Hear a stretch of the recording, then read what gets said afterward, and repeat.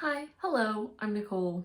Welcome back if you've been here before. If not, my name's Nicole. I like to keep track of kind of like the adult content in books as I read them, just in case other people might find that useful or helpful when they're looking through books, because when you buy a book, it's not like a movie where you can look on the back and get a general warning of like, oh, this is PG-13 or this is rated R or this is unrated, you know what I mean?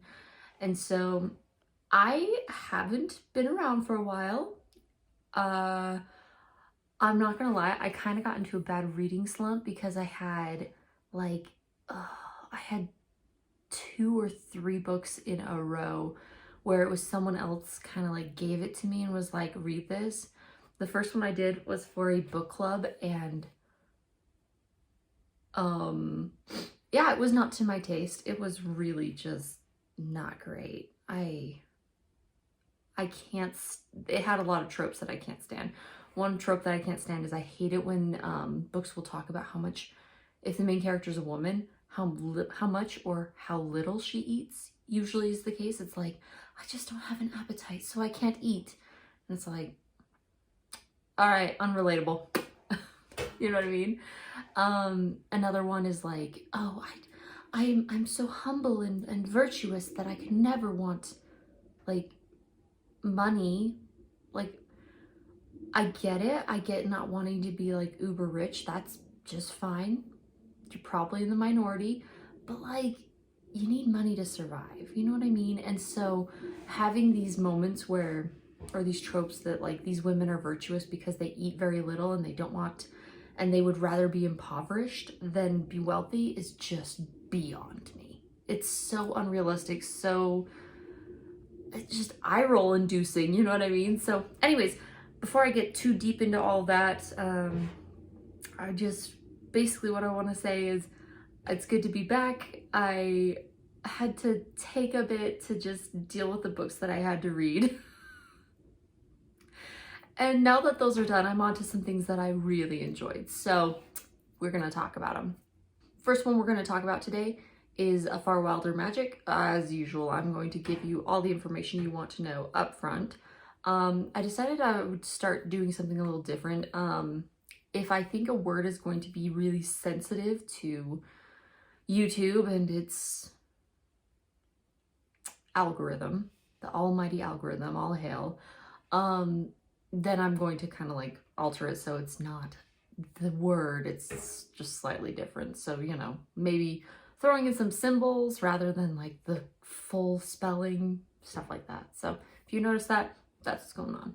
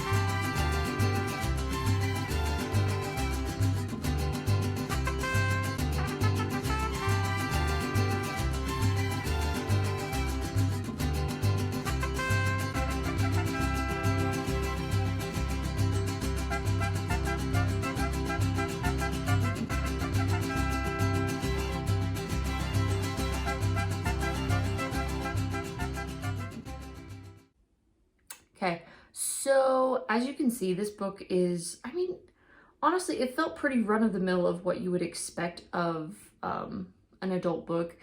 And to an extent, I would say we're seeing a big shift in YA towards this.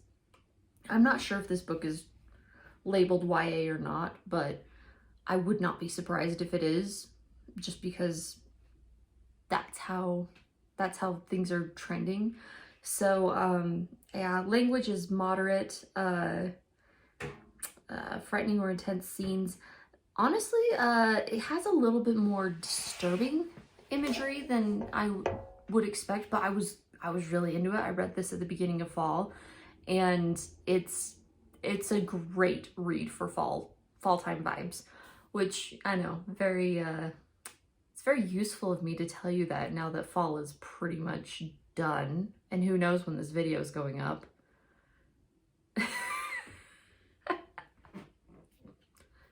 Maybe next year, you know? Maybe you guys can read it next year and you'll have a good time. But yeah, I would honestly say that the disturbing or frightening scenes were probably the most, I feel like they very appropriately fit in frightening and disturbing, because this whole thing surrounding the hunt and this almost ominous feeling of like characters being in danger, not only because of the hunt, but also because of, you know, the very strong, high emotions that, and the nationalism that this inspires within the people in this country is kind of interesting. And I also think it would be really, one thing that sets this book apart is the setting is almost, I don't know how to describe it, almost like 1920s, sort of. It's got those vibes, not entirely, it's not a complete lift of the 1920s and put into this world, because it's obviously, there's fantasy, there's lots of elements going into it, but it's got that vibe. It's got cars and I don't know if it has typewriters, but it does have you know, telephones and things like that. So kind of an interesting mix of things. For violence and gore, I would say that some of the descriptions regarding like the attacks and like the animals that are hurt, and there's an instance where a guy is hurt, and it's a little bit graphic, but it's more like, and it gives you the ick a little bit, but it's not nearly as strong as like the ick you would get from something like, was it House of the Dragons? Not the Game of Thrones, the other one that I did where it was YA, but it was just bizarrely violent. Not to that level. It's it knows what it's doing. It's trying to be frightening, it's trying to be ominous, and the violence comes across that way. So all the violence that you see is usually going to be, or all the worst violence you're going to see is usually like an animal carcass. So there's also people like who fight, and then like the main character, Maggie, she pulls a gun on, what is his name? Wesley? I think it's Wesley. She pulls a gun on Wes a few times, but doesn't actually shoot him. So, you know, there's that. For sexual content and nudity, we do have an instance of skinny dipping, so there's that. That isn't really described, so like they don't fixate on like, ooh, they're naked, you know. So there's nudity, but it's not explicit or anything. Now, the sex scenes, right? Those are a little bit weird. So the first instance where one MC catches the other reading a naughty book, the secondhand embarrassment and cringe is real. I died. I was like, why would you read this book in front of other people? Like, especially if you know the person, and why? I mean, I'm not really the type of person to be into that. If you've been here for any length of time, you know this. Like, I'm not here for the spice, I'm here for the sweet. But like, if I get to a book, or if I get to a part in a book where it's getting like spicy and I'm like around people, I'm like, oh, okay, either we're gonna skim this or we're gonna just like pick it up again later and we'll read something else right now, because this is just so embarrassing. And if I had anybody just look over my shoulder and be like, what are you reading? It would just kill me. So the fact that they get caught and the other person is taunting them and teasing them is just like, oh, stop, please stop. And then they read a passage out of the book that the other person is reading that's kind of spicy. Honestly, that's probably the most explicit sexual content in the book, which it's not that long. It's like a sentence, really. but you know, it's very clear about what they're doing. It's trying to convey like, okay, this person was definitely reading like more erotic romance, right? But when it comes to actually having sex later, the author is vague, but they aren't so vague that you don't know what's happening. It's very clear what's going on. So that's a thing. And then there's also just lots of, well, not lots. There are a few instances of one of the characters, I'm trying to think of how to say this delicately. I think the most delicate way I can say this is touching themselves while thinking about the other person.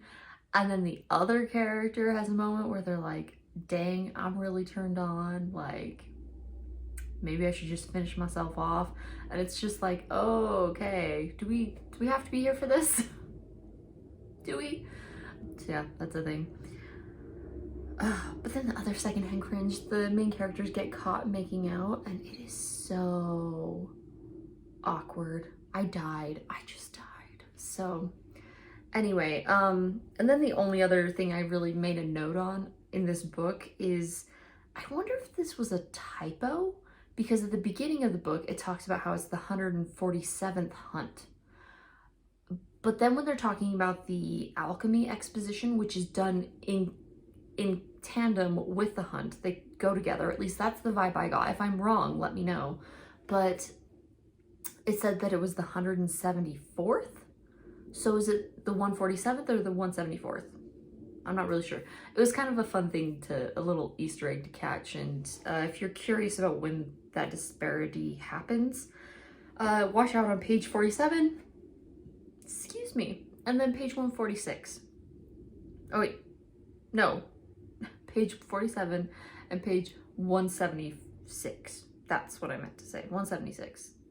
And as for like other commentary on this book, one thing that I did find a little bit weird is, so, you know, they're talking about the nationalism, there's a lot of discrimination against the race, I guess, or ethnic group that our main character Margaret is a part of.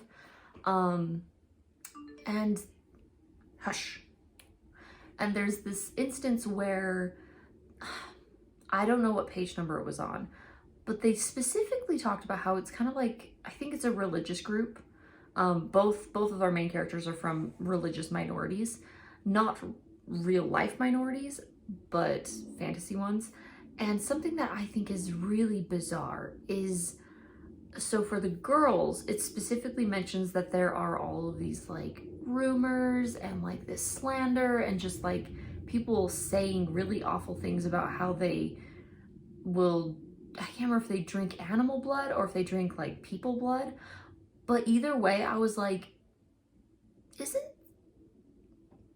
there like a whole thing with like, that's a common like racist thing people will say about Jews?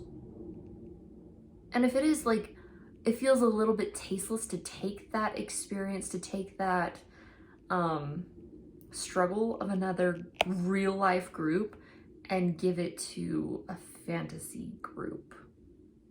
Like, I don't know, it kind of is a little tasteless. But you tell me what you think, because I saw that and I was like, I'm not really sure about this. Overall, I enjoyed this book pretty well. It was a good time. It was very vibesy. And I don't know, just kind of interesting. And it wasn't predictable, and it went in a lot of different directions. And I liked that. One detail that I particularly enjoyed is everyone in the town calls the main character Maggie instead of Margaret. And when Wes asks her, you know, okay, well, I'm Wesley Winter, you know, Winters, what's your name? And she says, you can call me Margaret.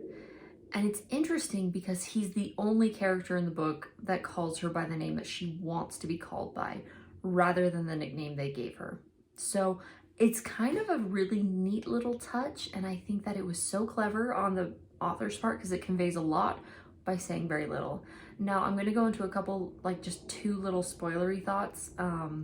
So if you are not here for that, just skip to this timestamp and we'll close out. Or you can just end it here, honestly. I'm just gonna do spoiler thoughts and then my outro, so. Anyway, you do you. So spoilers. I was honestly surprised they killed the Hala. I'm not sure if I said that right. Doesn't matter. But